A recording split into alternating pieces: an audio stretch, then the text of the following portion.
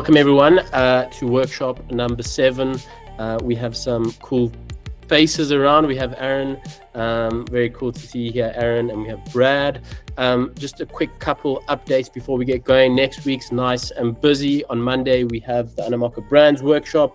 On Tuesday we have the Polkadot workshop. They're obviously the team that has brought the Unity SDK to Polkadot. And then on Thursday we have a workshop from Gautam. Gautam was in charge of kind of migrating the Mythos chain from a private Ethereum chain over to a Polkadot kind of substrate chain. We're still in the process of doing it, so he's got some cool insights.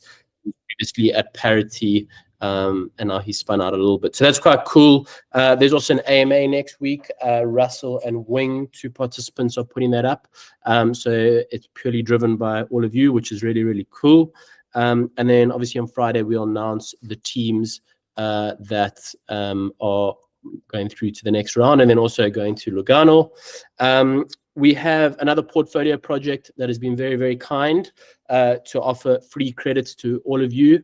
They are a decentralized storage solution called Flowstream. If you are kind of S3 compatible, they'll be able to hook you up with some free credits. I'll share that tomorrow. They'll do a call with you as well if you would like that, but that's very, very cool. They've done some benchmarking against S3. They've come out a lot better, apparently. That's what they're telling me. So if you're on IPFS, they're also better. They're going to do a benchmark soon, so I'll send that over. And then some of you might have seen or might not have seen, but there's a very, very cool governance proposal that's just gone out. Went out a day ago.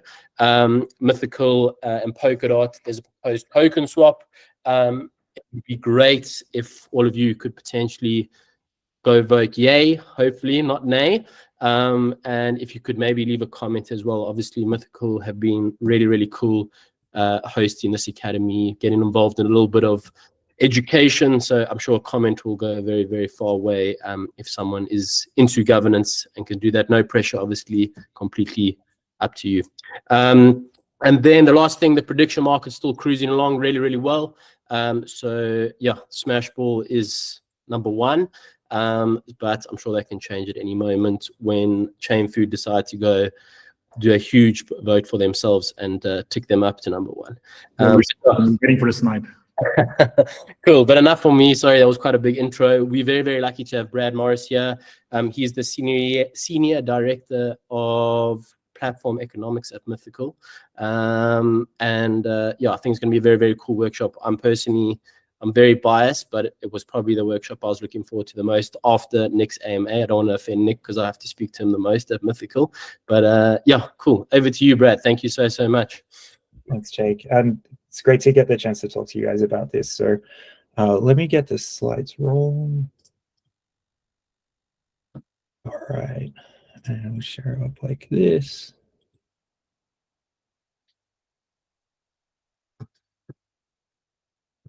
Okay. Cool. We can see the slides and we can hear you all perfectly. Thank you. Yeah, so running the workshop today on player-to-player economies, and what we're going to talk about today is really going to dive into how to design and build player-to-player economies in the context of digital games. So we really wanted to get into some of the dynamics that make player-to-player economies different from traditional gaming, and some of the things that you need to think about when you're designing and building those economies. So what we're going to talk about, I think, start off with a bit of an introduction to player-to-player economies and the evolution of those over time. We can talk a little bit about the benefits and challenges of adding player-to-player components into economies, and then really dive into those fundamentals, which hinge on 2 things. So the user life cycle of how players enter the system and how they move through the system and express their supply and demand over time. And then the asset life cycle as well, because you're really solving this like multi-dimensional problem. It's the users, it's also the content that's released, and both of those things evolve and need to be matched. And that's the key challenge in building a sustainable and productive player-to-player economy in games. So first, a little on the evolution of how we got to player-to-player economies. The concept of trading in games has been there since the beginning. And it started off as really just in the player versus environment games, as not really trading, just simulated trading, right? So you could buy a sword from a blacksmith inside the game, and then you can go back to that blacksmith later and sell it back, and maybe you get like 50% of your money back, but it's all soft currency and everything's locked into the game environment, which is kind of uninteresting in a player-to-player economy, but it means that idea and the concept and that experience of trading has been inside games, well before before those components started being added.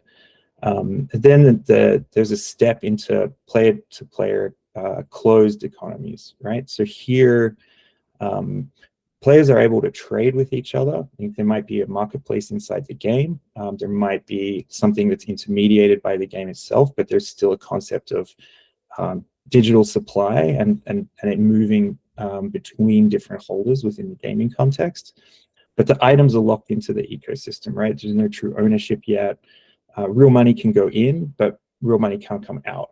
So again, we're building more of those components and we're seeing people trade with each other, but it's not the full experiences we're talking about today. And that led to gray markets. So people wanted the ability to get reward for the labor that they were adding to the ecosystem. It was stories making the news of people sitting in internet cafes and sitting there 20 hours a day leveling up their World of Warcraft characters and accounts, and then selling their accounts on Craigslist or on eBay, which of course is a violation of the terms of service of the game. There's no opportunity for the game itself to participate in that economy. It is real money going in and out, so people are getting that reward for the labor that they're putting in. But there's big trust problems as well, obviously. So you're giving away your credentials to a stranger on the internet, and what then has been brought in and legitimized into the real gaming communities, these idea of player-to-player open economies. It's taking a lot of those concepts. Is very much enabled by technological advances, and blockchain has really driven this progression towards player-to-player economies that are open. And by open, we mean that players are directly interacting with each other to buy and sell assets that they truly own. So they have custody of the assets themselves. They put real money in and out of the ecosystem. And this could be happening inside the game context or on third-party forums, like OpenSea or other external marketplaces. But the key here is, players are really owning their the items that they're buying. They're controlling a certain amount of the economy themselves. And that's a challenge. That's a challenge for games because they're ceding some control to users, and they're now creating an environment that needs to be influenced rather than one that can be directly controlled. But that does come with a lot of benefits. So there's some really, really chunky benefits that come along with giving users this extra level of participation. So first up, engagement. Like players that have a stake in the outcomes of the assets that they're holding, and the ability to trade them for real money, it means they've got skin in the game. And that is going to lead them to more directly engage with the game environments themselves. There's also an element of the market itself is a game, right? So users can take interest in playing the market. There's a whole sort of ancillary engagement loop that users can participate in. And there's also the potential for players to just play to earn, which I won't go into too deeply, but you can kind of use that to bootstrap the number of concurrent users in your game. It's sort of like a different, opens up like a different sort of mode of acquisition that you can participate in. Then there's demand capture. So, at a game at any given point in time, there's certain items that you might be selling to your players. You're limited in what you can offer by what's appropriate for the current audience of the game, or what's sort of reasonably possible to expose in a storefront context. But with player-to-player economies, all of the items that have ever been continue circulating in supply and continue to be available for all kinds of users. So there's a lot more ability to cater to diverse customer preferences. and capture the demand across those diverse customer preferences by virtue of that huge back catalog of supply that gets created over time in player-to-player economies. There's also this concept of bootstrapping. So, when you're selling something to a person in a player-to-player economy, you're selling them the item, but also the ability to resell that. So you're actually bringing forward some of the value when you're generating these items, or you're creating more value when you're creating these items in the first place, and that can bring some of your cash flows forward. And we'll talk a little bit more about that later on. Another huge benefit is the creator incentives. So if users are able to create content in the game, we're talking about UGC. This could be, from small to big. It could just be upgrading their items. It could be, changing the cosmetics of the items. It could be, going as far as like even creating levels or experiences for other users to participate in the game.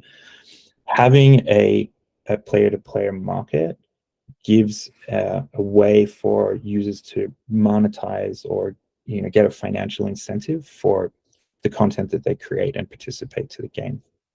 There's an easy mechanism there for them to either monetize directly or collect rents over time as people engage with the content that they've created. So it's really good synergy between player-to-player economies and UGC.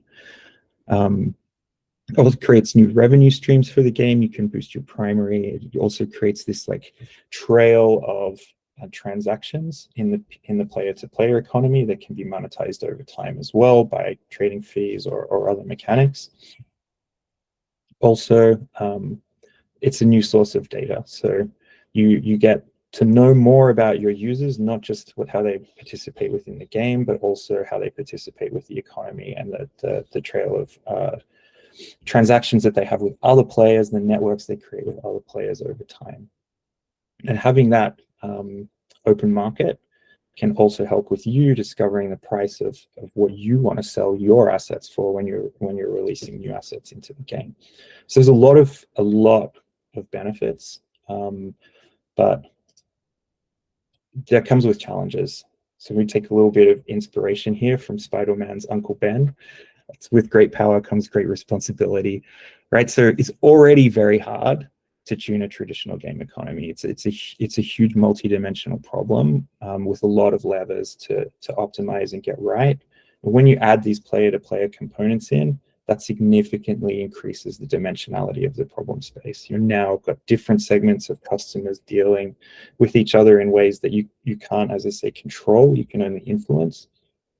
And all that dimensionality, it does give you greater opportunity to optimize, but with that less control, greater complexity comes higher risk. So you need to be really careful as early on and as close to the outset as possible how you're designing your player-to-player economy. It needs different considerations than in traditional games. And that's going to boil down to two fundamentals, right? So your user life cycles and your asset life cycles. So your user life cycle kind of brings in your things that traditional games focus on. So you've got your concepts of retention, average revenue per user, and churn. But the big change with player-to-player is that assets are durable and they have their own life cycles. They outlive the players who buy them. They continue to circulate in the economy potentially after the players leave. So that's the main extra dimensionality you need to focus on is going to revolve around the assets and how you manage the circulation and supply of those assets over time. So this is typically what you'd look at for a user life cycle in a traditional live services game economy. So you'll have some concept of retention, which will usually be some kind of exponential decay curve where users will, this is the likelihood that a user will still be active in the game after some period of time. And then you might see something like this peak and decay curve for opt-out, which is average revenue per daily active user. So this is an expression of, for users who are still in the system on that day, what's the average amount that they're going to spend. And you can multiply these things through and you can see the dollar opportunity that you've got from a user, and then you can add that up across your users, and you can start to get a picture of what your game revenues are going to look like over time. And as we extend that out to the player-to-player game economy, we need to make some modifications. So the concept of retention is still pretty stable and coherent in a player-to-player economy, but first of all, we need to abstract away this concept of average revenue per user, because in a live services game, demand from the user is always going to be serviced by the game, whereas in a player-to-player economy, demand from the user is going to be serviced by a combination of the game as well as the other players. So we need to abstract opt-out into demand, and we can draw, estimate what a user's demand is going to look like as they progress through their life cycle. Then we also need to introduce the concept of supply. So in the chart on the right, supply is the purple against the demand in orange, and as users progress through the life cycle, their propensity to trade the items back in, that's going to be different as well. And I think some things that are worth calling out here is that the pattern of demand from each user is primarily going to be driven by their level of engagement with the game. So the game design is going to be driving the user's motivation to demand items that make sense within that game context. It might be something that they need to progress to the next level of engagement, the next game loop. The game design is going to be driving that demand, whereas supply is going to be a function of the assets that are already held by the user. So as they progress, they're going to need the next thing to go to the next level. They're going to sell the old thing as they move on from it, or they're going to collect it and sell it later. But it's going to be a function of the stuff they already hold. So over time, you're going to see this inflection point. This is at an individual level. So to begin with, a user is going to be a net contributor of demand, but as time goes on, they're going to be a net contributor of supply. The supply is always going to lag demand. And this is going to be different for the different types of users that are moving through your game, right? So these are some sort of classic user archetypes that we see in player-to-player economies, but it can be different in different games, but they're really characterized by different motivations of how they interact with the system. So each will have a different thanks, Nick. Each will have different ways that their demand and supply materialize over time as well. So players are going to be chiefly motivated by engagement with the game, and their engagement with the economy is going to just enable their further and advanced progressions within the game, right? Collectors might be a little different, like maybe their motivation, maybe they're more like completionists. Maybe they like the kind of ancillary or side quest elements of games where it's about collecting sets of stuff or closing things out, holding on to things because they like the aesthetics of it. They're going to express their demand and supply a little differently than players. And moving around to creators, their interest might be in adding new aesthetics to items, designing levels. They're going to want to put those things that they're creating out into the market. That's going to look different as well. And then traders is the other group that you're likely to see. These people may not even play the game at all, right? They're just there because they're looking for arbitrage opportunities. They might be exclusively looking at the marketplace side of things and just wanting to swap and make money. Like their motivations might be purely financial. So going back to what demand and supply might look like for these groups over time, you can see that they could be quite different. Players following that kind of traditional curve that we saw a couple of slides ago. Collectors might be indexed towards buying more so they can complete their sets of stuff. Creators on the bottom right may be supplying more than they're demanding because they're creating that content and they're putting it to market. And traders might be just looking to buy things and then sell them a little bit higher. So you've got these like consistent patterns of supply and demand over time. So you're going to add these all up depending on the types of users that you have, and you get a characterization of what for your user within your game context, what their life cycle looks like in terms of supply and demand. But it's not just about the set of users that you have. You've also got to manage how that plays out over multiple time periods.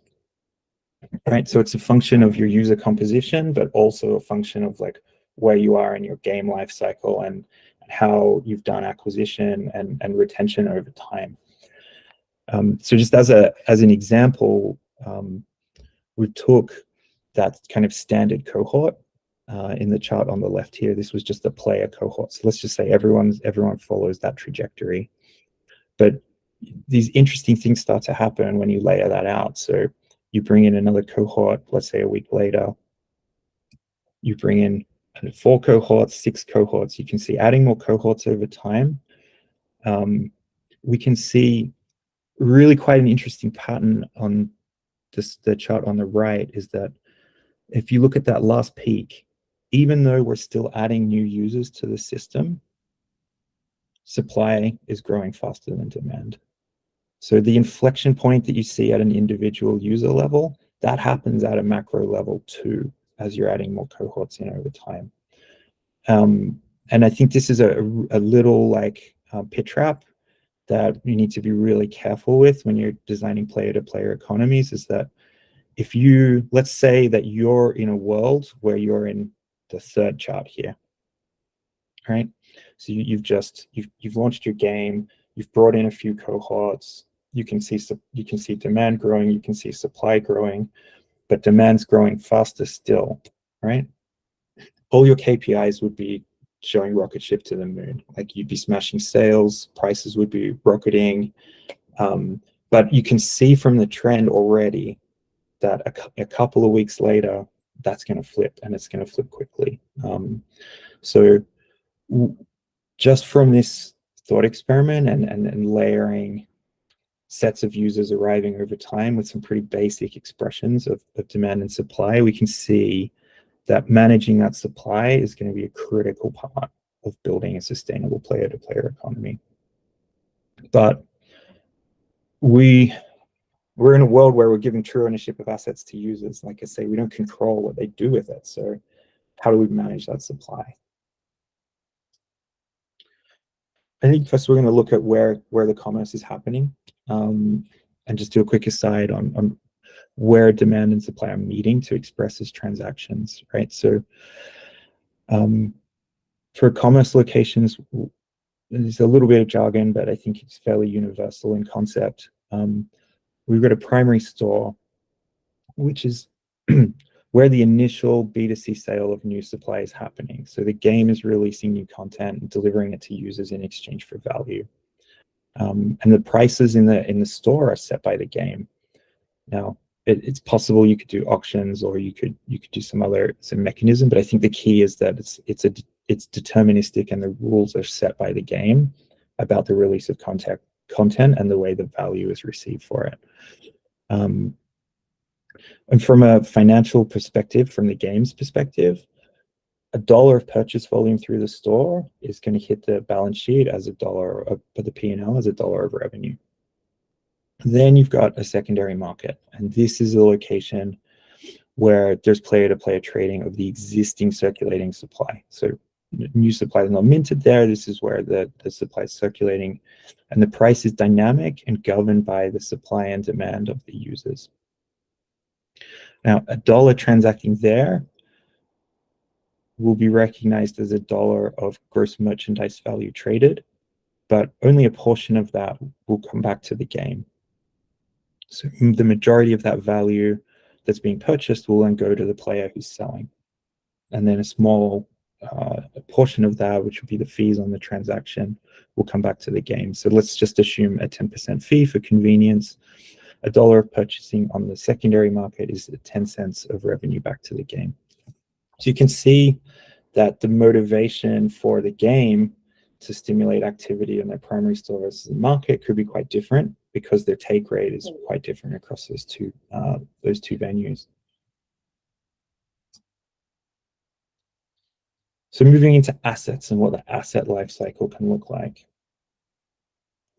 in a traditional game, there'd be a primary sale of the asset. So player one enters the game, they see that they need this item to progress to the next level, they decide to buy it. Maybe that's worth $10 to them, the utility of that progression.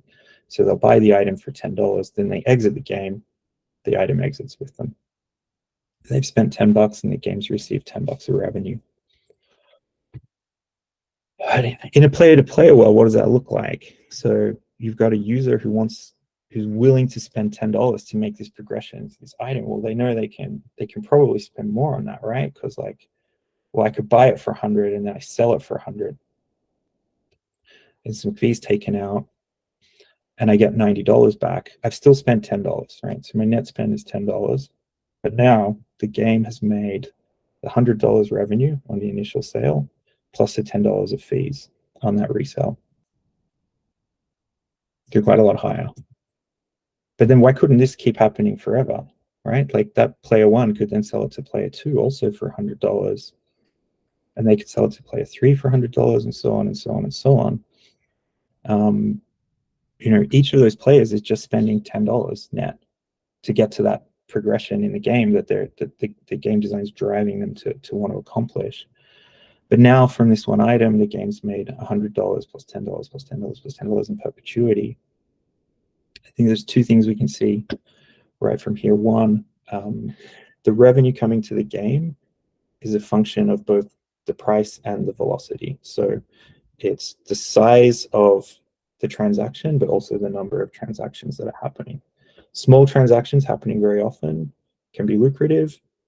Really high value transactions happening infrequently can be lucrative too. But I think the bigger question is like, how did this item that was worth $10, like, why is everyone willing to pay $100 for it? Does this even make sense? It kind of seems like a contradiction. And it's because there's some utility creation that's happening. So that ability to resell is worth a lot to the user. When player one is making their purchase decision about whether to buy that item and how much to pay, they're weighing up the personal utility that they'll be able to receive for the item while they're using it, plus what they expect to receive when they resell. So they're buying an asset plus an option to sell. But what that means is, even though that value of the resale is received by the user at the time they resell, it's actually created at the time the asset's created. So the value in player-to-player economies is kind of front-loaded, and it's something to think about when you're doing mints, when you're doing drops and you're releasing new content, is that it's going to bring forward a lot of the value that you're going to get from those. Second consequence is that the demand and prices are highly sensitive to future price expectations. So a big part, and in that last slide, like 90% of the value that the user was willing to pay for the item was being driven by what they expected to be able to resell it for, rather than what the actual utility that they received from the item. So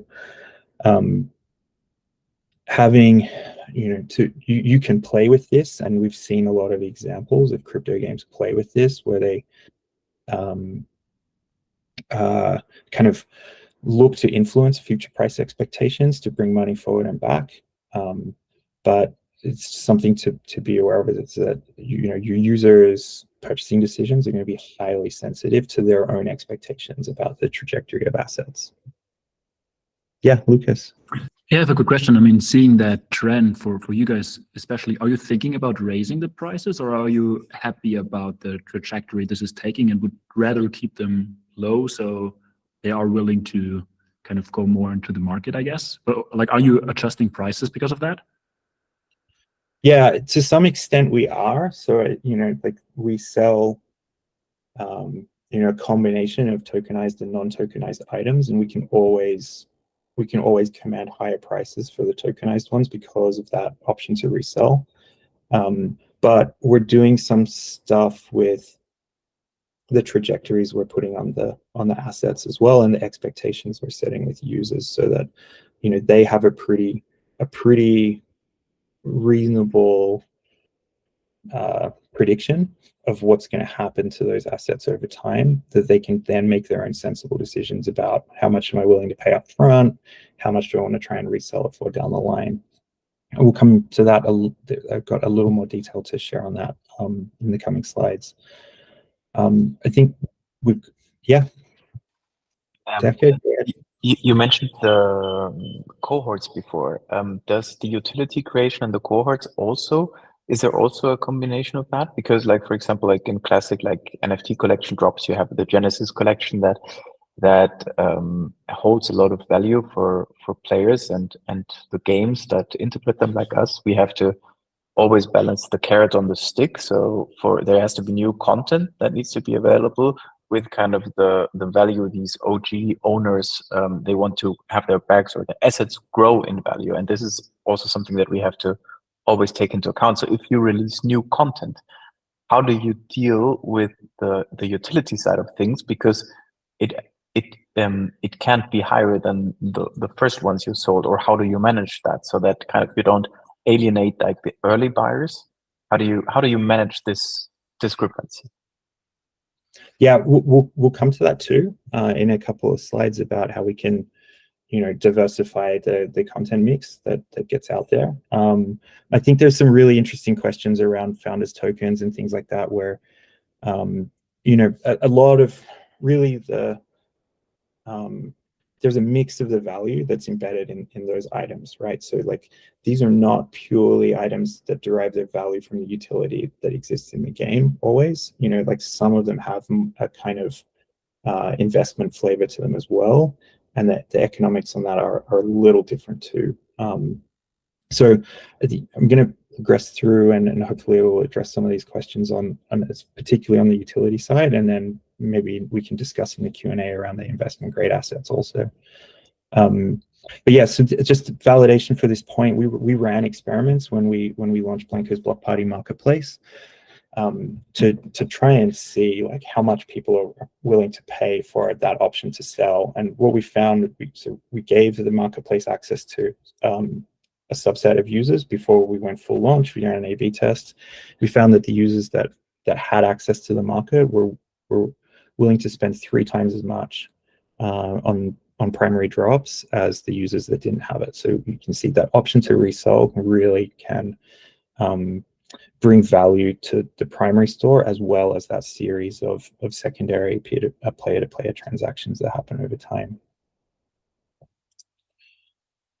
But we did have a bit of a contradiction there where, sort of why can the players keep selling the item for the same price? And if we're saying that the value is created at primary, then if the game is a rational actor, they should be trying to monetize that primary sale where the value is being created. And that should match the sum of the utility of all of the players that own the asset through its life cycle. But if we expand that out, so if the retail price is the utility that the first user gets plus what they can resell it for, well, then you can expand that out. So it's the utility the first user gets plus the second plus the third, and so on and so on and so on. And we can see straight away that like this isn't going to converge. If you've got constant utility in your assets, then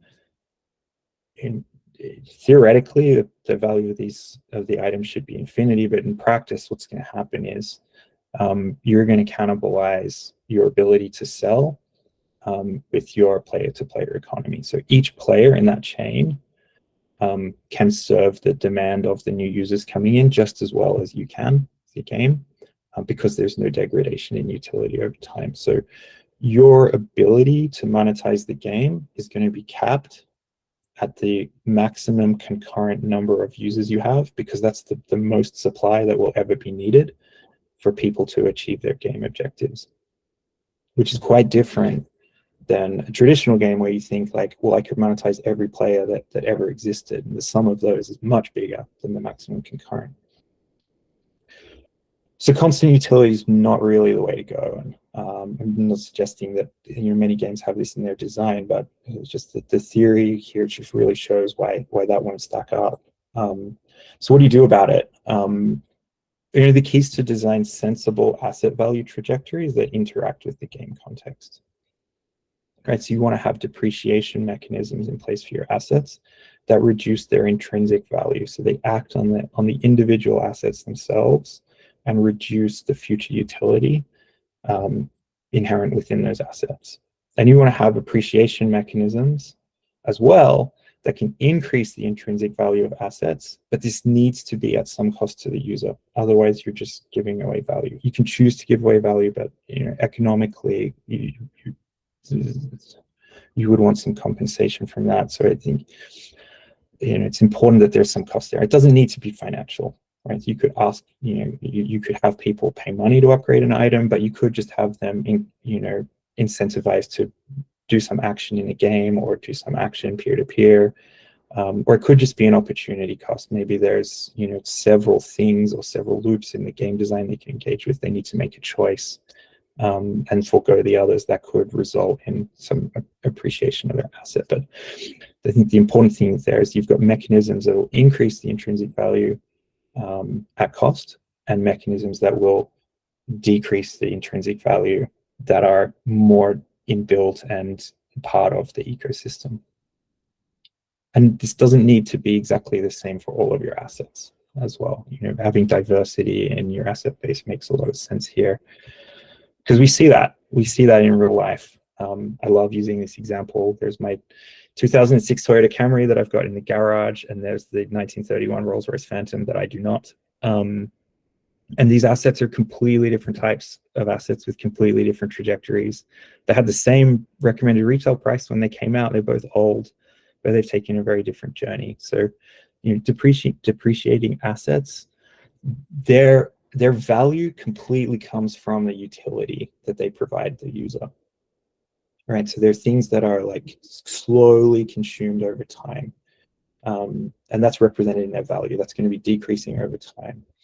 And you'll see that like the way to monetize these items, the way they monetize, we have this concept of both price and velocity being important for revenue streams to the game. These depreciating assets that are utility driven, they're going to be driven by velocity. You want numbers of trades for these items to get your participations. And over time, they'll become worth less, and that can serve a different market, right? So price sensitive users can get like maybe a lower priced entry point to the market. Same way everyone has their like starter car, or their paddock basher, we would call it. But you start off with your car, and you kind of move up to other things over time. There's a market for that. But on the other hand, appreciating assets, their value comes from something else. Like the reason that Rolls-Royce Phantom is worth $300,000 today is not because people want to get out and drive it. It's because people want to keep it in their garage. It comes from the scarcity and the collectability. And the value will actually increase over time, but only if you invest in upkeep, right? You need to store it. You need to get it serviced. You need to look after it. You need to replace parts. And it's not going to trade very often. But when it does, it trades at a really high price. So you get your cut there. So you're hitting, the velocity is not so important for these assets, but the price is. So you need a pathway up. And it's to serve that market where, you've got a high spender market. They've got a demand for prestige or collectability. There's a separate market for that. And it goes back to those like user archetypes we talked about earlier as well. But how do you do that in a game context? Well, we can use similar things. So you want depreciation mechanics for your assets. It can be wear and tear. Like lots of games have mechanics where items degrade through usage. You could overtly reduce the power of them, which just makes them less effective at the thing that they do within the game. So it's not tied to usage, but it's just tied to time. Or you could reduce the game function, and this is something we do. This is probably the predominant thing we do in Rivals is you just reduce the amount of things in the game that the item can be used for. So we'll release a new set of cards of the NFL player packs. We'll run tournaments that require those new cards for users to be able to participate. A small number of your roster will need to be from this new program, and then over time, they'll age out. They'll be an old program. You can still use them in your lineup, but they won't help you get into those new events. So it's kind of like time-based embargoes on usage, I guess, is a generalization of that. So there's there's a few things you can do. You can probably there's you limited your imagination is the limit on the mechanics you can set here. But with appreciation, again, it's a pretty simple set of things you can do: upkeep or maintenance. So it could be that you can offset the wear and tear or the power reduction if you pay a little bit of soft currency or you do an action in game, and some investment by the user, whether it be financial or labor. You can put incentives in the game. So use this item and it will gain experience and it will become leveled up. Right, so you're creating like an engagement loop that the player needs to invest their time in to be able to have their assets be on that appreciation path. Or kind of in the UGC angle, maybe the user can customize the thing. Maybe they can add their artwork to it. Maybe they can bring their own creation and make that a part of the asset too, and then they can really perhaps drive the value of it up and participate in that directly. So yeah, there's a lot you can do in both directions, but I think the thing to note is that all of these things are intrinsic to the asset. So the individual item that you're acting on is getting better or worse because of these mechanics. It's not a macroeconomic effect. It's like you're physically changing the item itself. So path might look like this. We go back to our $100 item. It might sell at its par value of 100 on the primary, and then maybe we have some wear and tear mechanic that reduces it down to 90, and then maybe we reduce its game function and it brings it down to 70. The user might level it back up. Now we're at a par price of 90, and wear and tear again back to 80. So you've got this trajectory that the asset can flow through its lifetime that is dependent on time, on game design, and on the user interaction with the game design. And it can create this lattice, right? So if you've got both of those mechanics in play, multiple mechanics in place for depreciation, appreciation, you create this lattice of outcomes. And here's a good kind of representation of how you might want that to look. So the weight, think of this, the thickness of the lines as like the weight of outcomes, but you've got this trend over time, that this depreciating force that's bringing the future utility of assets and the value of assets down over time. And that's going to be really important because that's going to create that unmet demand for you to be able to service from the game. But there is still, when you look at the right, there's still an opportunity for users that engage in the right loops to get their assets on this appreciation path. Or you could specifically design certain assets to be on an appreciation path.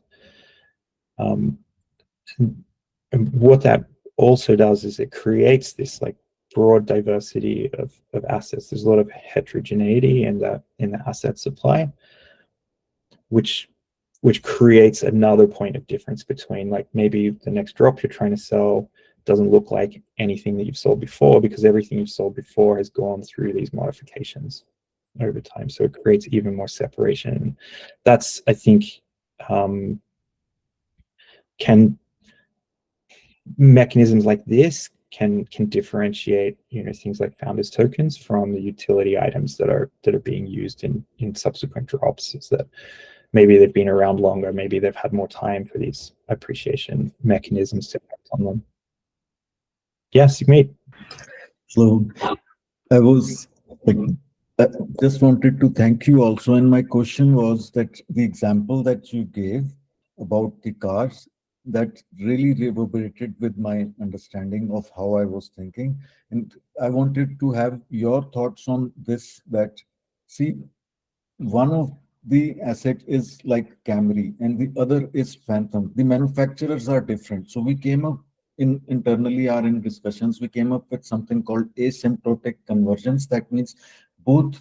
So think of what the question that I'm going to be asking based on that is, what would be an asset worth that a game player bought in Blancos in NFL Rivals?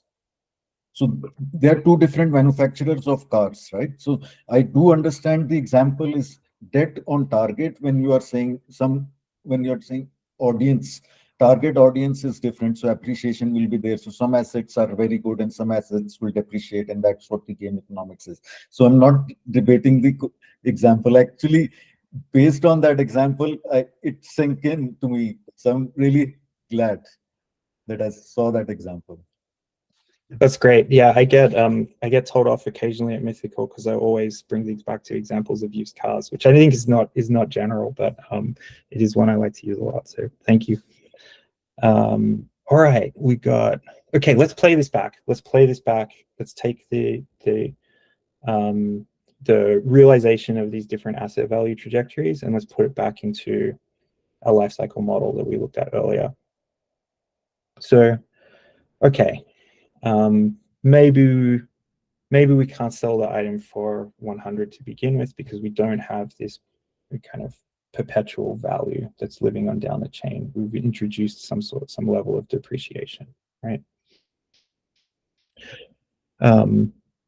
So we've still got our player coming into the system. We've still got that player who thinks that the item is going to give them $10 of in-game utility. So they're willing to pay a price for it, where the price they pay minus what they can resell is the $10 of utility that they get out of the item.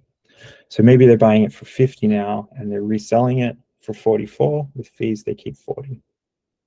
And what's happened is there's now $6 of depreciation that's happened on that asset between the primary sale and then the first resale. And as that progresses over time, we can see depreciation increasing and increasing. So we've got a natural end of life that's been introduced to the life cycle of this asset. Over time, it will depreciate down towards zero. And we've got an updated revenue stream from the game, which is a $50 first sale, $4 fees on the first resale, and 3 and then 2, and you can see that as being a series that terminates at 0. So it's a bounded problem now. We can solve it mathematically.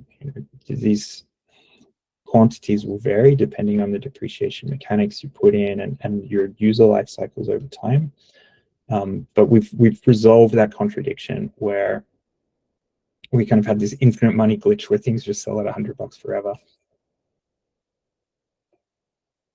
And now let's look at that. Now back into the user life cycles as well with those asset trajectories overlaid. So we were looking at the chart on the left earlier, with orange being the demand of groups of users coming into the system, and purple being the supply coming from those groups of users coming into the system. And we had this problem where in a not so long period of time, we had an accumulation of supply outpacing demand, which we know would lead to reductions of prices. It would lead to no unmet demand that the game can monetize into. We would have low prices and players servicing each other at the expense of substituting opportunity for the game. But when we add in some sort of reasonable depreciation curve on each of those assets, which we need to manufacture through our game mechanics, we can make it look like the chart on the right. So some of the items that users are holding will get resold. Some of them will depreciate away. And that brings those supply curves down. And what we now have is a world or an economy design where demand is in excess of the player-driven supply through the majority of the life cycle. And unmet demand is great. We can always meet unmet demand by creating new supply from the game. So this is an ideal state. It's an ideal state where you understand the life cycle that your users are moving through, the demand and supply that they bring as they move through that life cycle, and then the way that you can modify the supply curve so that it's matching and aligning with that anticipated demand from the users.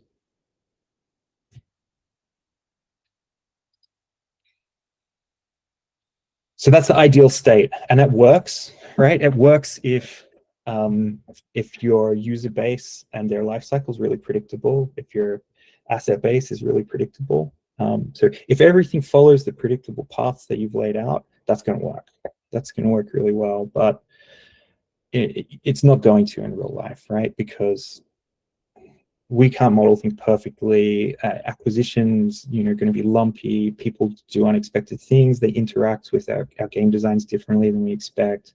Currencies can move. There's a whole bunch of sort of, intrinsic and extrinsic factors that can change and cause things to deviate off those paths. So we need to bring in some more mechanics so that when those shocks happen, we have tools that can manage the quantity of circulating supply.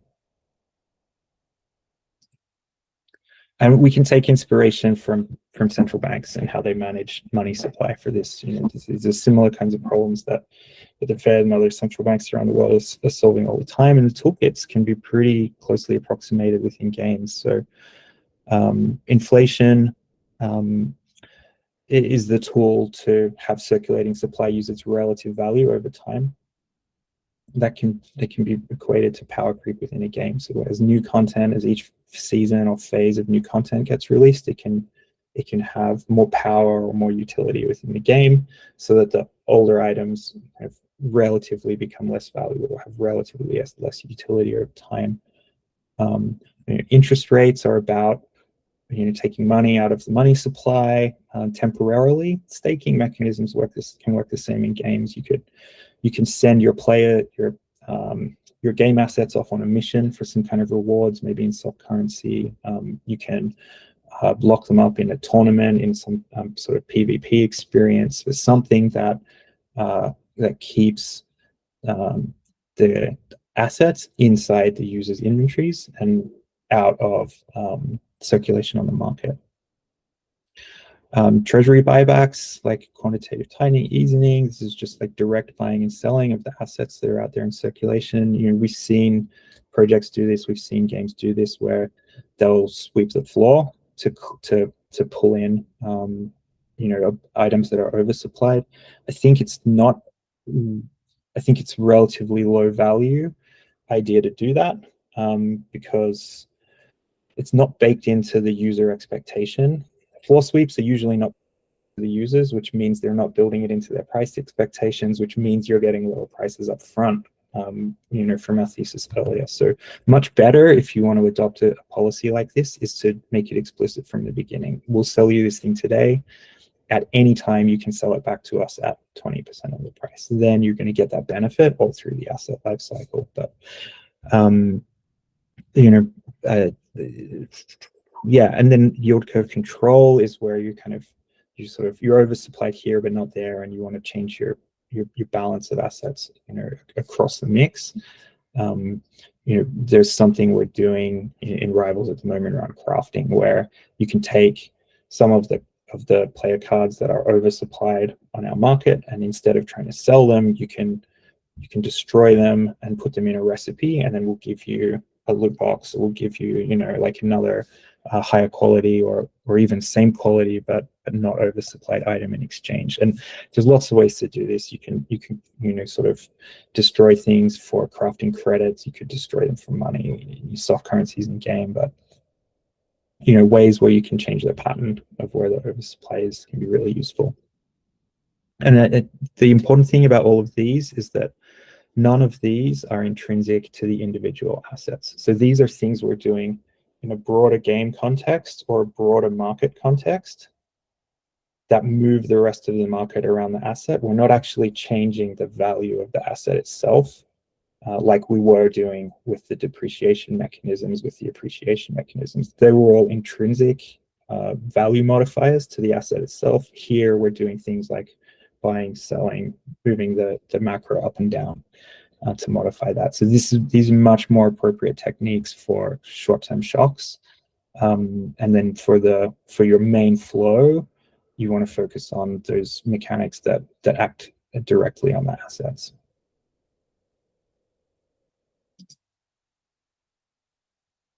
So that's the summary. Yeah, so I think there's the key fundamentals I wanted to hit. So when you're thinking about designing your player-to-player economy, there's 3 points to hit. number one, understanding your user composition, your user life cycles, and how their demand and supply patterns emerge and change as they move through the system. So nailing your users and your user journeys.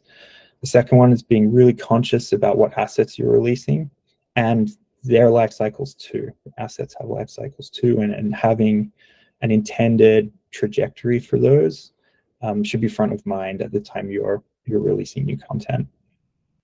And then the third is having built-in mechanics that can manage the circulation of assets over time, so you can manage those shocks. So user life cycle, asset life cycle, that gets you your baseline, and you want that to put you on a steady trajectory. But then you still need these mechanics where you can come in, and when there's shocks to the system, you can use that to leverage up and down, increase, decrease supply to manage short-term shocks.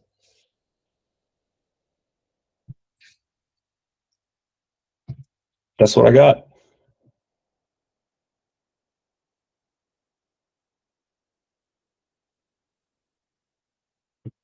Just fire ahead, Sukhmeet. I'm sure you can. Yeah, go for it. So in the first point, the ratio or any pattern that was observed between genre of the game and the game in respect to the players that are their creators, collectors, and traders, so that there is this niche for that game and genre that you can survive based on that economy and the time frame, right? So if this is the number of new players that are coming in, and this is the percentage of these actors that is maintained, what were the observable patterns? Yeah, it's going to vary a lot from game to game, and it's going to depend on the game design as well, because the game design is going to allow for different levels of participation in those different behaviors, and then that's going to attract the different sets of people who have the different motivations. So like just looking at a couple of our games, Blanco's Block Party was a lot about the aesthetics of the NFT characters that we had.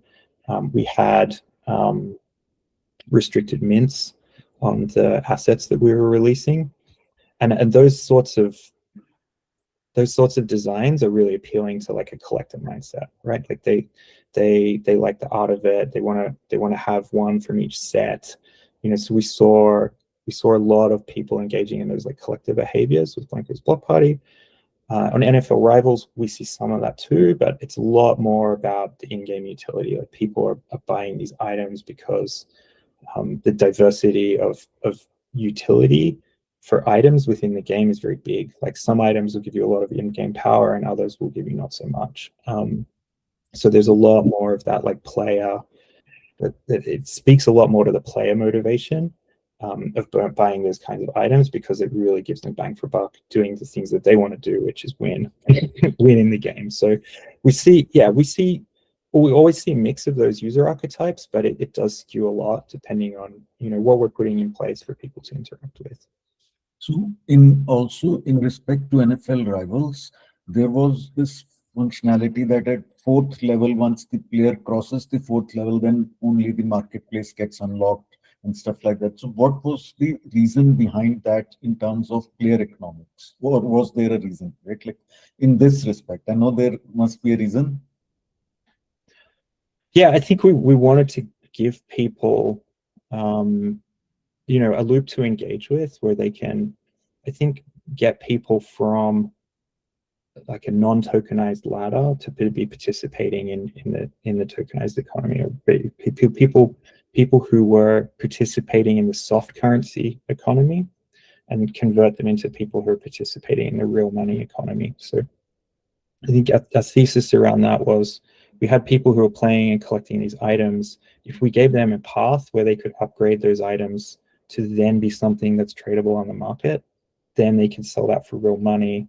They can spend that real money in game, and we can change the pattern of that user's demand over time.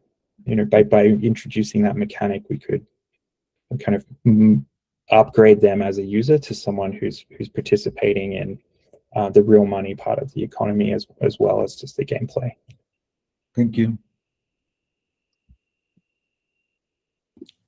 Russell, fire ahead. Hello, Brad Russell from 8-Bit here. Great presentation, by the way, so thank you for that. I've got a couple of questions, 3 questions for you. First one's to do with renting and leasing sort of mechanisms and introducing those into an ecosystem with in-game assets and how that would impact on constant utility. And the second bit's to do with user-generated content and the sort of trajectories and how that might affect the in-game minting of those assets and the longevity of them, and whether it increases their value over time. And the other bit is, do you see user-generated content potentially extend the life cycle of those in-game assets? Okay. I can certainly say them again if you need me to. I realize it's a bit of a mouth. Yeah, renting and leasing, I think is interesting. I think it can be broadly equated to resale, right? So, you know, aside from the specifics of the cash flows, if you just look at net position at the end horizon, it's not really any different from like selling something to someone and then buying it back. So it can fit with the paradigms that we looked at in the presentation today. But you know, users might interact with it in a different way. Like, people aren't all like kind of cold-blooded economists. People like, you know, maybe they like the concept of ownership while someone else is using something. Maybe I think there's actually also, you know, if it's an asset that can earn items while it's in the game, then you're kind of selling the income stream from that as well, which, you know, again could all be calculated back to the transfer price at the beginning. You could make a deduction for the expected value over time, expected present value of those flows. So yeah, I think it still fits this model. And I think it's from that perspective, you know, it's still important to have some trajectory on the asset, that you can't rent something out and have it maintain its full level of utility over time, because, you know, it starts to create that problem where you're going to cap out at the amount of content you can put out there, because the stuff you've had before is still in full utility mode. So it just caps the amount of demand that you'll be able to service yourself. Yeah, so then onto UGC. Yeah, I think both things you said are true. I think UGC can add to the value of items over time. I think it can extend their useful life cycle. I think it's probably the best way to do it, actually, to be honest. Like, I think if you've got a couple of options where, if you want people to be able to add value to the assets that they hold, you want them to contribute something to the ecosystem, whether that is participating in a game loop and leveling up an item. You know, that's a pretty in terms of a contribution, you know, that contribution is for the user just as much as it is for the system.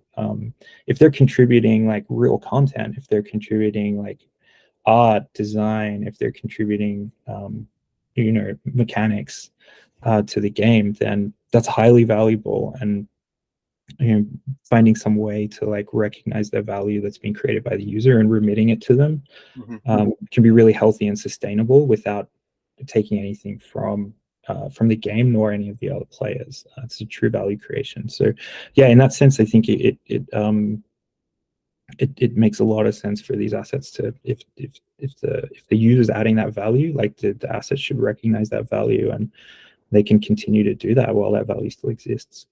Cool, thank you. That answers my questions. It's nice to know that my beliefs on the user-generated content is definitely a positive addition to modern day gaming, really. So cool. I think it's a huge synergy. Yeah. Yeah. Lovely. Thank you. Pepper from Renegade.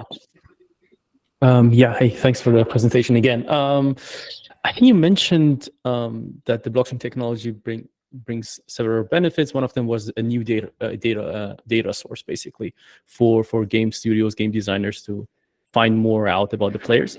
I was wondering if you guys have any example around what you guys maybe found out, especially around the the fact that secondary marketplace enables maybe players that would not have purchased anything and enter the economy, gave them a more like a gateway drug, if I can call it like that, to enter the economy. That would be very interesting to know if you guys found out something about that. Because, for example, like very from gamer perspective, I like League of Legends skins, but they're sometimes too expensive. But I would maybe pay for them instead of 15. I would actually buy for 10. Right? That's a very, very simple example for that. Yeah, we have some of this. Our Rivals games on a private blockchain, and to participate in the market, you need to go through auth on our marketplace. So we know all of the users on that quite well. But when we were trading blankos, some of that happened on mainnet, and we were able to look at.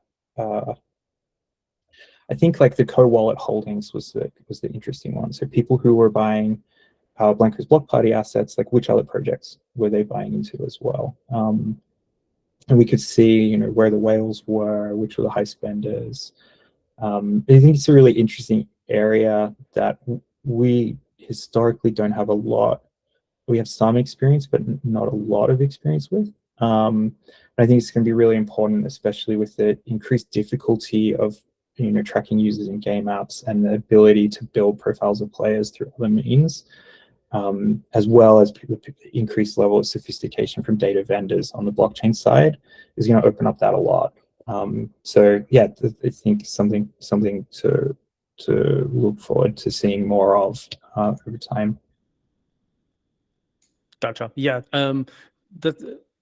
We actually saw it as well. Like we saw a lot of our players that make their first purchase into the ecosystem on a secondary marketplace. A lot of them were then more keen to buy something from the primary marketplace afterwards. Like instead of entering the market from the primary into secondary, we saw a lot of people entering from the secondary into primary, and they brought us actually more revenue than the other way around. So that was very interesting for us, and I was wondering if that's something you guys also see, or it was just a special case, or it's something that I think there's a lot of potential on the peer-to-peer marketplace as a cash flow mechanic for the studios. Yeah, I think it's both. So there's a couple of ways. Or parts of opportunity there. So like as an acquisition tool, with people coming in and either by word of mouth or by their own analytics and discovery are kind of locating the market first and then using that as their pathway of engagement into the game. Also, and kind of coming back to the asset lifestyle trajectories, is that if you have depreciating assets, then there's going to be access to those like cheaper entry items on the market. So it's a way to get people over that first conversion hurdle and bring them into the economy, where you then get other chances to engage them in the game and then upgrade them to people who are participating in the primary as well. So yeah, there's an acquisition component and a conversion component that are both big opportunities. So having the P2P market. Gotcha. Possible. Hi, thank you very much for the presentation. I was wondering, not sort of related, but regarding integrating points or something that is off-chain, how has that affected player economies in a manner you would not expect? And in general, how do you balance that out? That is my first question. And my second question is, have you thought of how assets that may transfer? So for example, if you have an asset that also that is possible to use in NFL Rivals, the same asset could also be used in, say, Blancos. Have you thought of implementing those type of assets that are sort of interoperable between games, and how potentially they could affect the player economy?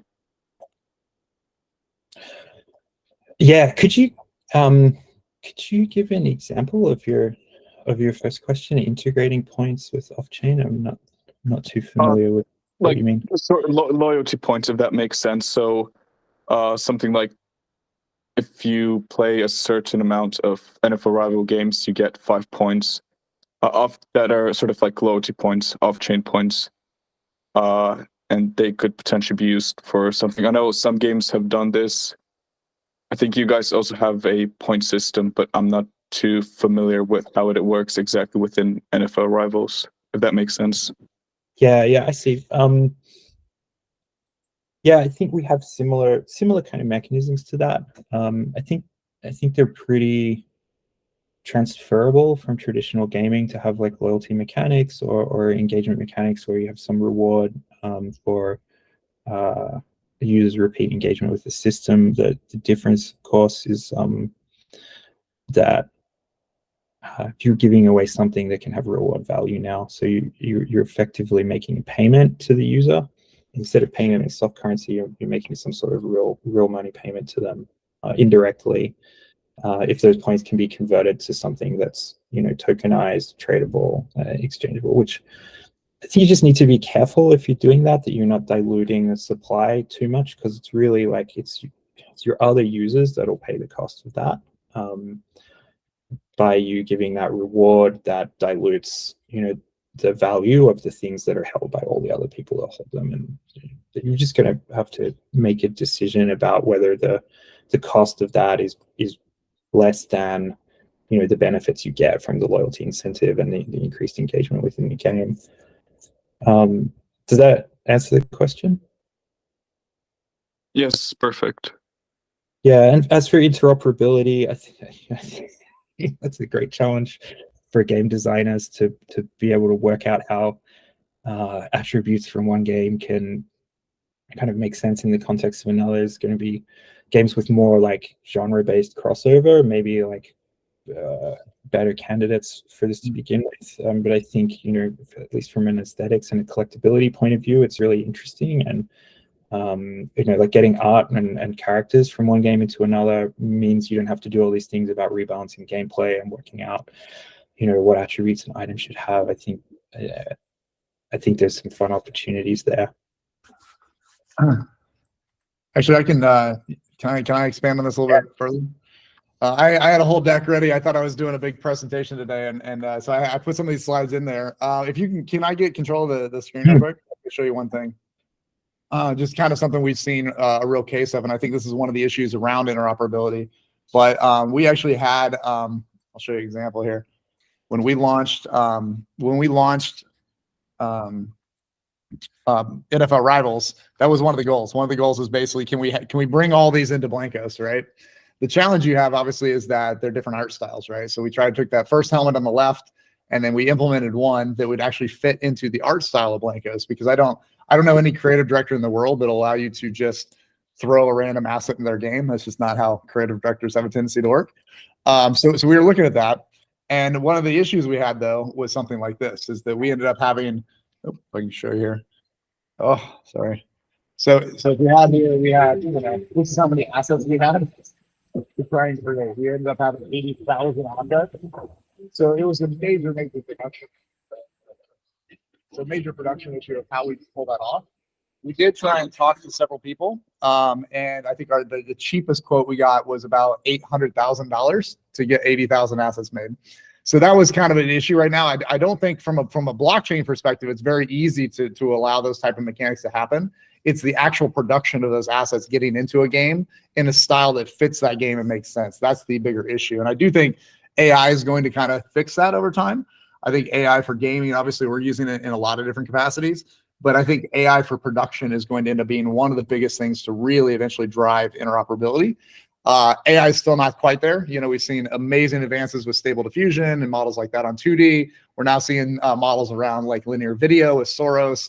3D is still hard. I mean, if actually I even have a slide on that too. I mean, on 3D stuff right now,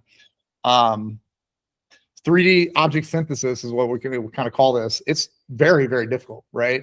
A lot of people are trying to tackle it. NVIDIA is probably the closest from what we've seen. Google's doing a lot of work around it. OpenAI is doing a lot of work around it. There are third-party tools that are kind of doing it. But you only get about 70% of the way right now. And that's the other issue around interoperability, right? Is how do we generate those assets? How do we generate all these things to happen? And then not only that, then you have all these other issues, right? With lighting and rigging and LODs and all that type of stuff. So I do think interoperability will become a big thing at some point, but right now it's so far off in terms of production the production timelines to make it quality into another game. So the last one I hear all the time, I was originally on Call of Duty, and I hear the example of people like, I want to take a Borderlands gun and put it into Call of Duty. Well, that's not going to necessarily work, right? You can't just lift the 3D model and put it into another game, right? So much of that asset that makes it look cell shaded and makes it look like Borderlands is done through shaders and through lighting and through LODs and all that optimization. If you just pick that gun up and put it into Call of Duty, it's not going to look the same, and it's going to be pretty disappointing. So there's definitely, from a provenance perspective, we can definitely do it. From a production capability and do something that fits that new style of the game, that's the harder part. So we'll get there. We'll get there at some point. I think you'll see it more as loyalty right now. You'll see it as, hey, you have this. Hey, you had the sword from World of Warcraft. We know what went into you getting that sword. We can even see things like, did you earn it, and did you originally mint it, or did you buy it from somebody else? And you can kind of react to that. So I think that's going to be the first kind of real goal of interoperability. But we're still a little ways out, but it's definitely, we can see it coming over time.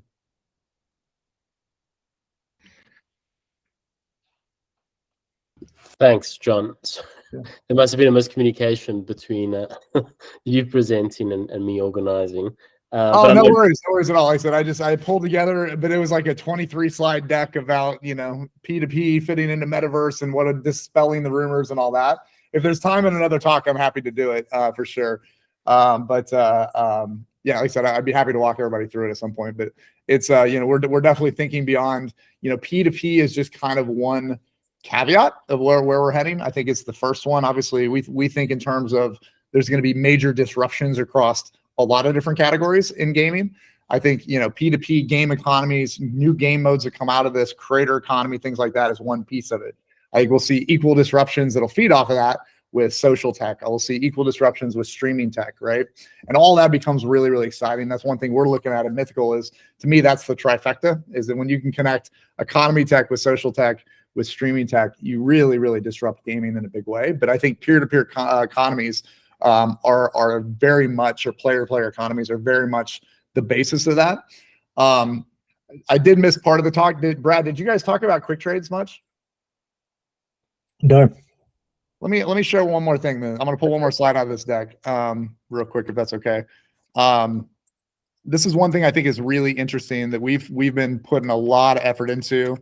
Well, let me just pull it up here. Sorry, let's go back a few slides. So this is kind of an interesting concept, and I think this is really, really important. I think a couple things that I think people are missing on Web3 right now. One is that it's not just about profit in games. It just isn't, right? I think that what a lot of it is for a mainstream gamer, it might be for a crypto gamer, but for a mainstream consumer, they're not necessarily crypto traders. They're not financial traders. They're consumers. They think in terms of liquidity. They think in terms of digital identity. And that's gone back for a long way, right? If you go back to Call of Duty again, there are two things that really drove that game outside of gameplay, right? One is digital identity, peacocking what I have, right? I want to show that I have this coolest gun out there, right? That was a big driver of what drives these economies, right? The second one then is social, right? Is who I'm playing with, what is my clan or guild or whatever. That's a big impact of that. And those are both very disruptable with Web3 in a very positive way. But let me go back to the first one on the liquidity, right? I think this is a big misnomer, and I think we're seeing this now even in Rivals, right? So a lot of the most rare assets in Rivals, we never sell, right? You have to earn these mythical cards, you get them from events and all that. Well, people get them, and you don't see a rush of someone selling every single item they get. What you do see, though, and you do see talk about it, is you see the value of their digital identity, the value of their collection increased by that number. And I think that's a really, really important meta loop to be thinking about, is that it is some people sell, and that's great. But a lot of people literally be like, hey, I just got Travis Kelce. The market values him at $1,800 US. Therefore, my collection just went up by $1,800. My identity just went up by $1,800. And that's a very, very important kind of distinction, that it's not all about just, yeah, everyone that gets an $1,800 card is going to sell it. It's really about the psychology behind the behaviors of what they think of their participation, right? So I think that's one. The other thing we've done that I think is interesting is driving a ton of liquidity for us. And this is a feature in the Mythical market. You partner with Mythical, it's there for you. But we have a thing called quick trades. And this is probably my favorite thing we've done to date in terms of how to marry gaming economies with the Web3. And it's a pretty powerful concept. So the idea is if you go to other marketplaces, you go to an OpenSea or a Magic Eden or originally Mythical Market, you had kind of two main options to interact. They were very Web3, right? Here's the price. I can buy in crypto. I can maybe buy through a ramp to fiat, or maybe I can make a counteroffer, on-chain counteroffer. Everybody kind of does that. That's great. That's still a very Web3 concept though, because again, buyers aren't necessarily thinking, gamers are not thinking in terms of bids and asks and floors and collection values. They really think in terms of, this is what I want, and this is what I'm willing to give. And if you go back to almost every game with a player-to-player economy, from EverQuest to World of Warcraft, even Baldur's Gate 3 right now, you'll see a pretty common mechanic, right? 2 panels.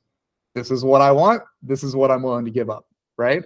That's a mantra we've had in gaming for decades now. So we tried to basically marry those together, and we've seen remarkable results. So what we've added is what we call quick trades now. And quick trades look something like this. All right, so quick trades is basically the concept of, well, maybe I want to trade for it, right? So what happens in a quick trade transaction is I come up and say, you know what, I want Patrick Mahomes from the Chiefs. He just won the Super Bowl. He's selling for $500 US. So again, in other marketplaces, you could pay $500 on your credit card. You could pay $500 in crypto, or maybe I can make a counter offer. Anybody that'll sell me one for $425, I'll take that offer, right? That's been kind of the limit of what we've done. But we added a new element called trading. And what happens is literally he comes up on the left. I say, I want to trade for him. And then basically as a piece comes up on the right, that shows all your digital items. Now, what's exciting about that is you can actually now select those items you might not want anymore. Maybe I'm out of love with the Green Bay Packers and I start selecting 3 or 4 Green Bay Packers, right? I hope there's no Packers fans here. Sorry, I can switch to the Giants. I can switch to Jets, whatever works for the talk. Sorry, Jake. Basically what happens though is because we have real-time data from Web3, we have on-chain transactions and bids and asks all in real time. A lot of these are backed up with money attached to that contract, to that offer. As I select them, it's real-time pricing them based on what's happening in the market right now. So as I select those 4 items, it might say, hey, it's $500 from Mahomes, and you just selected $500 of assets. And what you can do now is you can say trade. And when I say trade, what happens is I receive Mahomes and I got rid of my 4 Packers. It's a very natural experience for gamers. I got it and I gave up what I didn't want. What actually happened behind the scenes is in one atomic Web3 transaction, we bought the asset from one seller and we real-time sold those assets to 4 other buyers. So we had a 5-party plus the gamer, potentially 6-party transaction that completed on a cashless transaction. So no money was exchanged hands from the developer. They got what they wanted, they got rid of it. But behind the scenes, we used Web3 to essentially market make all 6 of those transactions to happen. We just got paid 5 times. The developer just got paid 5 times, right? Things like this are very amazing. We launched this last year with D-Market. It now makes up, I think, Brad, you probably know better than me, I think 70+% now of all revenue comes from quick trades. Yep. 70% after 1 year. We introduced it into NFL. We're now seeing, I think 25% of NFL or something like that is on quick trades as well. We now also are in the phase, we're about to have this approved with Apple and Google. It's going to be going directly into the game. What's also beautiful about that is there's no money exchanging hands. There's no transaction fees to collect from Apple and Google, right? So these types of concepts, I think, is where we're getting as an industry that really starts moving these numbers. It really starts shifting these numbers. It also brings in a lot of different parties. So now you might have people that are purely in the marketplace to speculate. They're purely in the marketplace to arbitrate, items. Great. They're just one cog in that transaction model. So at the end of the day, you're still delivering what the gamer wants, but you've been able to use these Web3 concepts to really deliver value to every party involved. So anyway, we can go on a lot on this type of stuff, but these are really, really exciting concepts that we're able to see. And I think this is where you start moving numbers dramatically. We've seen now, NFL, I think in some of our talks was about 21% of net revenue. So 21% of that game, a mainstream game, 21% of all revenue from that game comes from people paying us nothing, right? They're paying each other. We're extracting trading fees. It makes up $1 and $5 of that game. Last year, I think that grew to about 25% this last month. I think the last week or two, we've added more of this into the game. We're now seeing 35%, something like that. So I think this next year, next 12 months for NFL, I'd be surprised if we don't see 35 to 40% of all revenue. So there you go, Nick. We're tracking over 45% of all net revenue is coming from secondary fees now. So it becomes a very, very beneficial piece if you can deliver it in the right way to gamers, right? And I think that's the key. Gamers are not in it for bids and asks and profits. They're in it for utility. They're in it for, I want this, I want to get rid of this. And pretty soon, I think I won't give a timeline on it, but we plan on eventually opening up quick trades so you can even trade across games, right? I want Patrick Mahomes. I'm willing to give up a Blanco and a Nitro Nation car, right? Now what happens is people are able to move assets in somebody else's game that they're still getting a cut of, right? So these are the moments that we get excited about where peer-to-peer trading goes, not necessarily where exactly we're at right now. So anyway, just had to throw in a couple little points there. I hope that helps. No, I have a question there immediately, because we built something really similar. We saw the same, that there's like a marketplace where players can obviously buy or sell, but we wanted to have trading as well. But what we found difficult, and I would be interested in your solution for this, is like having fees on that, because they trade an asset that, I mean, it has a value somehow, but they're not buying or selling anything, right? So where are you getting the fees from? I mean, our solution kind of was, we have different collections, and every collection has like a price, basically a royalty price per item, to kind of be able to differentiate between different assets. But how are you doing it? Yeah, I think we're doing a couple different ways. One, we actually, a lot of this is built on offers, right? So we kind of stacked it up. You let people start buying and selling. We then let people start making offers on items, right? But when they put an offer, they're backing it with currency, right? So that offer is only valid if there's enough currency that smart contract can fill. So if you suddenly lose that balance, your offer becomes invalid. And I want to say, I don't know, we probably have 20 or 30,000 offers at any time. Is that probably right, Brad, on NFL? Yeah, we were about 25,000. 25,000 plus offers sitting there. And so those are literally 25,000 pending transactions that are just sitting there.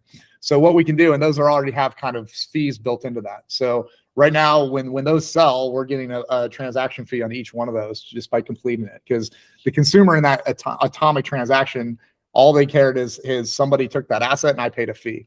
They don't really care if it's part of this big multi-step trade pattern, right? Oh, I see. Okay. Yeah, we've got a lot of liquidity on both sides of the market. So we got our users creating offers. We've got all the listings that people are putting up as well. And a quick trade sort of lets a user close a lot of those positions simultaneously. So we're surfacing all the different offers from the market, all the different listings, and letting them combine them and close and be the liquidity taker that completes those trades simultaneously. So your market only allows quick trades for items that are already being offered, right? That's what I get out of it. Okay. Yeah, if there's nothing on the market, it will say not available for quick trade. I see. Yep. Okay. Now we could eventually, there's ways you could eventually market make and offer minimum prices or whatever. We haven't done that yet. We haven't gone in and just say, hey, we'll take anything rare at 3 myth. Yeah. We'll take anything. We haven't done that. We could put in kind of bulk orders, which would increase that liquidity even further. But then you're taking a risk on the asset. So you have to be very careful if you're going to play those games. But there are ways to kind of increase it, and it's something we're always looking at as we get more data. But I think it's going to be a really powerful thing. You also start seeing network effects, right? We're actually talking to other sports games right now to where you could suddenly get out of one sports game and into another, right? What we plan on doing is, I don't think you introduce that in the game itself. I think that'd be very confusing for players if it's in your game. So we have an approved kind of secondary market in our game. We probably wouldn't ever have multiple assets in one particular, like NFL Rivals, but on the web, which is a general marketplace, we can start trading across any games we want. So. Okay, cool. And I had a second question, but this one was for Brad. One thing you didn't really go into was like kind of this dynamic you have in Web3 of whales, right? Like whales are, I think for a lot of games, for us certainly, like a big part of the revenue you're generating. And like you kind of have to cater towards them because they are like your biggest revenue source, but you also have like this need for new players that most of them like start as shrimps, right? They have maybe like one character, like a couple of assets. Like how do you see the balancing of those two things? Maybe in your games as well. I guess your game isn't really that whale intense, I guess, but probably it still is. Oh, we got a few. Yeah, I think we got a few out there. Yeah, I think it's kind of similar to track gaming. You've got a very wide top of funnel, and then you've got some level of them that will convert, and some level of them that will be whales who really drive like a pretty high portion of your spend. So I think that happens at the beginning of that demand and supply journey that was articulated. So you have this filtration process at the beginning where you kind of discover which of your users are falling into those segments. And then once they're identified, you can create, a trajectory for them that might be different than your average player.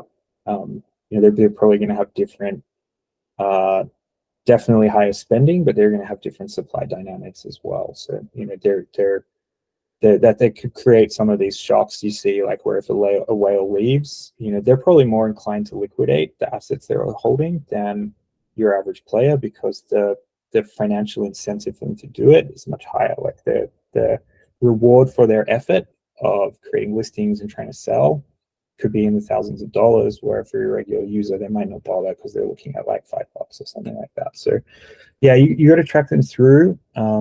But I think the fundamentals still apply. It's just, do you have enough of them where you can kind of characterize them differently, or do you need to sort of average them out with the rest of the population to understand how you design experiences for them or predict how they're going to interact with the economy over time?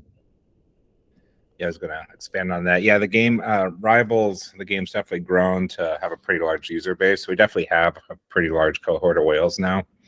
So now we're starting to kind of get into the spot where we're starting to think a lot more about segmentation of rewards and event kind of currencies and all that stuff to be more cohort based versus just trying to manage the whole population as one go. So you're saying, for example, that like if you own more than maybe 20 assets, you get a different like kind of distribution of rewards. Is that what you're talking about?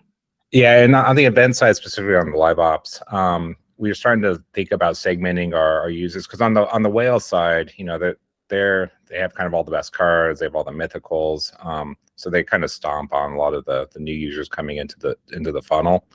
And for the new users coming in, like getting just like, they have no chance of getting a mythical or kind of improving their lineup, because kind of the whales are taking all the supply. We've started to think about how do we kind of section off the whale group to really just play with the whales, and start kind of bifurcating down from there. So but yeah, so we're thinking like right now, if you play Rivals, we have some things we're thinking about is there's kind of this league system that kind of ranks you from novice to, I think the top tier is mythical.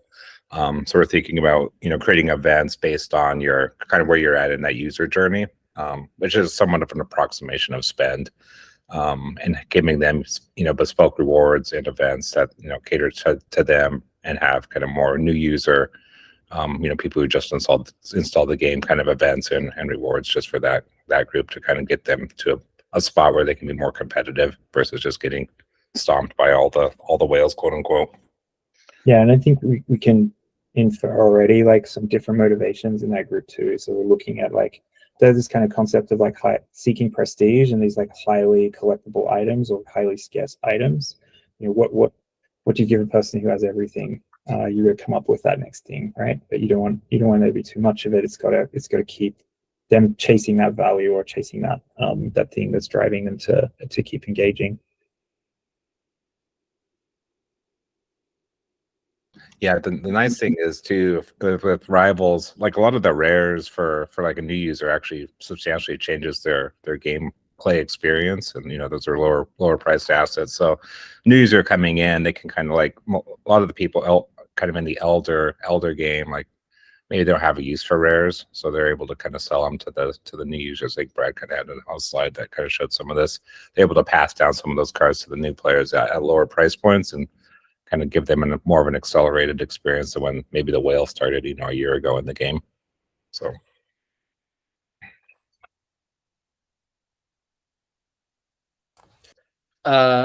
Sukmeet, I think we'll take 2 more questions and we'll put it there. I'm sure or we can do three more questions as we go, and then we'll go. Thank you. This is the question for all guys at like Mythical, and then like right now, I wanted to know Mythical's take on Netflix has also entered gaming on their platform, and it's not like Steam, it's not like anything else, right? It's totally different. It's like now you have media company coming in and they have a very big clientele and they already have people paying for their users, right? Like they don't need cryptocurrencies, they don't need anything. So how does Mythical sees them?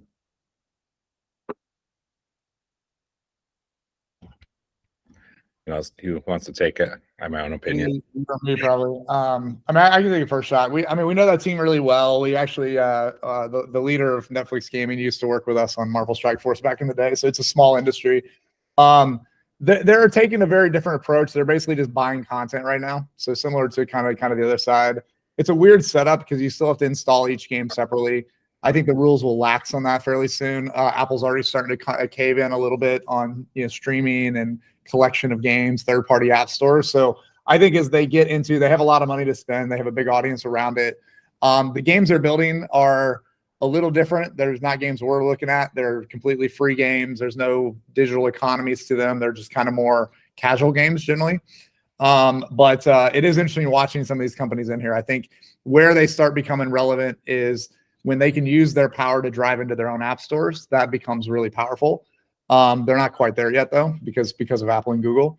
So I think they're doing some interesting stuff. Obviously, we've been talking to them a lot on branding too. They have a lot of great content, Cobra Kai and Squid Games and all these different games that they can bring into games. So they've been active on that side for a while.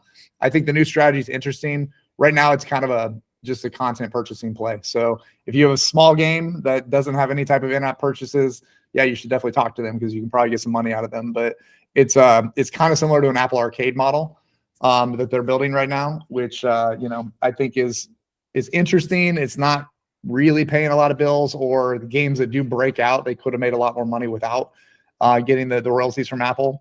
The other issues too is, I don't know about Netflix, but I know Apple Arcade, which is again similar model, is that you don't get really any data from them, which is really, really annoying, to where you don't really have any type of insight into how the game's going. You just get a check randomly from Apple Arcade and hope it's doing well. So one of our good buddies, one of the investors in Mythical, he had a company called Backflip. He has a new company. I can't remember, Sun something. They did the Hello Kitty adventure game, which it was great for them. They got first game they got off the ground. They got a lot of awareness out of it, but they very much undervalued that game.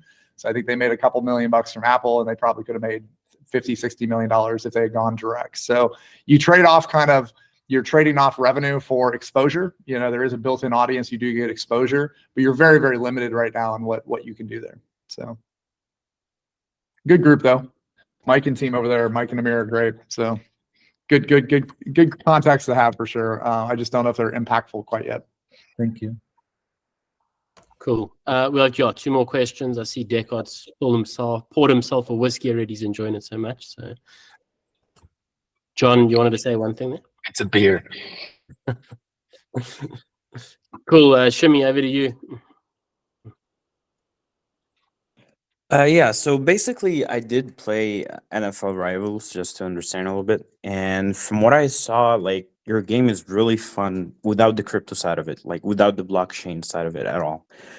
And looking at data, like older data, because of course I don't have the newer ones, it looked like you have around 5 to 10% of the players that actually have wallets. So my question is, what kind of percentage do you get as an RPU for the players that just play the game for fun without the crypto side, and how it works with the ones that are integrated with wallets and so? And are you trying to convert them in that direction, or you're trying to focus more towards the Web2 kind of playing, not related to the Web3 side? Like, how is it going? Like, how is your way of thinking about it, approach, I mean, I'm happy to grab some of this. There's probably some data we can't share on that, but I say a couple points that come to mind. One is that, yes, we don't force anybody into Web3. Everybody does get a wallet by default. So they get what we call a guest wallet. So it's basically a fully custodial wallet that you can start accumulating assets and all that. The next step for us is then, if you want to actually participate in the marketplace, you want to eventually cash out, things like that, there is a friction point there, obviously, because then at that point, right now you're creating kind of your own wallet, but there's a lot of KYC and things like that, especially if you want to cash out. We are going to be moving with the Polkadot infrastructure. We're going to be moving to have non-custodial support, which is great. So you'll be able to have kind of both the self-custody and a non-custodial account tied back to the same wallet, which starts getting really exciting for us. I'd say it's a little higher than 5 to 10%. Brad is 15 to 20% in that range are now converting to full wallets. We're roughly around that at this point. And I was going to say one thing to consider on that is, keep in mind, so installs, people come in, we have 5 million installs. About only half of those stick around for after day 0. So, getting through getting the game downloaded, installed. But yeah, I think on like a given day, we actually pulled it. I think it's around, yeah, I think around 20%. 20% actually have it on a given day, which is actually higher than I think we originally anticipated, to be real honest. So we've done kind of a slow ramp in. You get something, you can start playing the game. You don't have to worry about it. If you get intrigued by that, you can start then creating your own wallet and take kind of more custody. And soon you'll be able to generate your own keys and have it into a non-custodial. We have done things in the past. We allowed people to bridge in and out. Hell yeah, you can bridge Blancos and go put them on MetaMask. Or I think we had a whopping 1% of players that ever tried that. So I think bridging and concepts like that are still pretty foreign to gamers. So I don't think we're quite there yet for DeFi and all that type of stuff. People are definitely figuring out buying and selling though, which is great. The biggest thing for us that had changed though is we actually put a lot of this in game. So again, we have kind of the only approved in-game marketplace, so we can buy, sell, and soon quick trade directly in the game itself. Those have actually shifted our numbers quite a bit. I think our conversion rate, actually our daily conversion rate starting in March, actually now exceeds primary conversion rate, which is really, really fascinating. We now have more people converting into secondary on a daily basis than into primary. And that wasn't like that. It was a very slow growth, but as we've added more and more in there, they're getting more involved and getting more into that market. So there's still some restrictions on what you can do. We can't sit there and put big, branding of, hey, go to mythical.market on the web. We can't do that yet. But I think it's a combination of having them just play the game, get involved in the game, get introduced to the concepts through the in-game market. A lot of them will automatically swap over to the web market. So it's kind of a gradual progression, but it's actually working quite well. And again, I think we mentioned before is that nearly 45% of our revenue now is coming from secondary fees. So it's growing at a pretty remarkable pace, which is pretty fun to see. Yeah, I think also to add on that, when kind of designing Rivals, especially for season 1, as a new player, there's this notion of base cards. I think we've kind of talked about converting kind of Web 2 assets to be Web 3 kind of tokenized assets. We initially kind of, I think, took that approach to be, very cautious around, we weren't sure like how players would react to NFTs and all that kind of stuff based on kind of everything that was happening in the market. So took a pretty conservative approach on kind of walking them up to the Web 3 principles. I think looking at season 2, we've kind of found it, I think in game we even kind of struggled to differentiate between kind of these base cards and NFTs. So I think for season 2, we're definitely thinking about should all the cards just be NFT from the outset. So that's something we're considering. I think if we do that, we'll have a lot higher adoption rate as well on the wallet side. So. Well, thank you. I think you kind of summed up my question, where you actually are targeting more Web3 integration rather than focusing on the Web2 side of it. Because I was curious how the Web2 was actually like performing compared to the Web3 side of it. But from what I understood, you guys are moving forward towards targeting like the Web3 user acquisition rather than staying on the Web2 itself. Thank you. Yeah, just a clear point on that is, we're actually not targeting specifically Web3 users. We would still keep the widest funnel on the user acquisition side. Is more to the point of like, we've kind of found users like they don't really have an adverse reaction towards NFTs. I think we were, kind of when we were initially designing the game, we were unsure like, do people like NFTs, would they not? But I think, we have a 4.8 rating with like 130,000 ratings. Most people still don't really know it's a blockchain, but they definitely do enjoy being able to buy and sell their cards. So I think we'd still keep our user acquisition channel as wide as possible and still target Web2 users, but I think we've found that they don't have an adverse reaction towards NFTs. So I think we can probably move them up in the funnel when they get introduced to a lot of that stuff.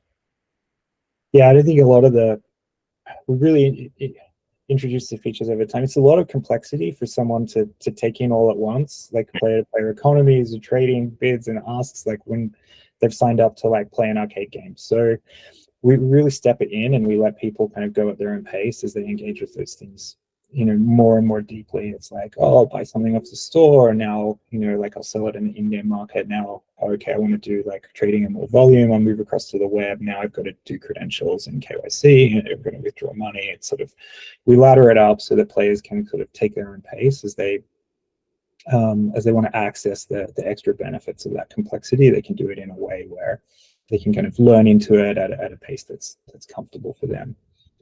we want everyone to be enjoying the benefits of it, but we just want to put them on a path where they can do it in a way that's, you know, not too frictionful for like where they're at in terms of their sophistication and their level of commitment to the game. Yeah, you guys definitely succeeded in that. Like playing the game from start, you have no idea it's related to Web3, and you do actually progress into the funnel to go to the Web3 side. And if you don't, you still enjoy the game. So it's really nice. Like I really love the idea. I just wanted to understand more about it, you know. Cool. Yeah, thank you. If Yeah. you have any more questions, yeah, shoot me a note on Slack. I know it's been long, but one last question from Befa, and then we'll call it there. Yeah, sorry about that. I actually got a question on John, but John is gone. But regarding the quick trade, how I understood it, it lives off the offers, basically, right? I think really cool concept. My first initial reaction is, how did you guys manage to bootstrap these offer wall, basically, to be able to have the quick trade? Did you guys like incentivize actually users to create these offers, or what was the initial like day zero of quick trade release, basically? Yeah, we've laddered it in over time. So we had we launched the market, the new version of the market in January last year. It was they're kind of a listing and by listing only, like more of a classifieds kind of market, or one-sided market. And then over time, we've added in these extra features. So we added in the ability to create offers sort of middle of last year. We allowed users some time to engage with that feature and start to build up offers, so that we had, you know, a bid side on the order book as well as all the listings that are there on the ask side.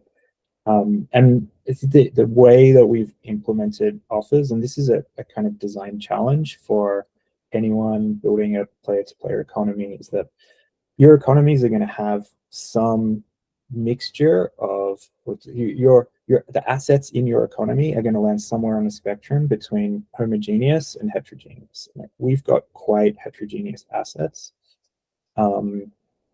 So and what that means is, like, when I'm creating a bid, I want it for rivals. Like, I want a quarterback who has in-game power of 140 or better. Like, that's what's going to improve my team.